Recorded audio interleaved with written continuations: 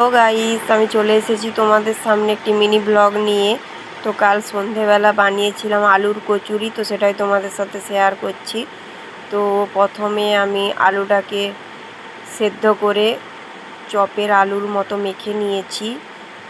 তো যেভাবে চপের আলু মাখা হয় সেভাবে মেখে নিয়েছি। এরপর ময়দা, আটা, অল্প সুজি, লবণ, 2 চামচ তেল, সাদা তেল, চিনি, কালো জিরে সব দিয়ে ডো বানিয়ে নিয়েছি। এরপর গোল গোল করে বাটির আকারে করে নিয়ে তার মধ্যে পুর ভরে দিয়ে আবার দেখো এইভাবে মুড়ে দিয়েছি। তো তোমাদেরকে স্টেপ বাই স্টেপ দেখাচ্ছি, তোমরা এইভাবেই করতে পারো, আশা করি খুব ভালোই হবে। তো এরপর তেলটা গরম হতে দিয়েছিলাম। তো তেলটা গরম হয়ে যেতে এরপর সবগুলো একসাথে রেডি করে নিয়েছি। এরপর গরম গরম পরিবেশন করব।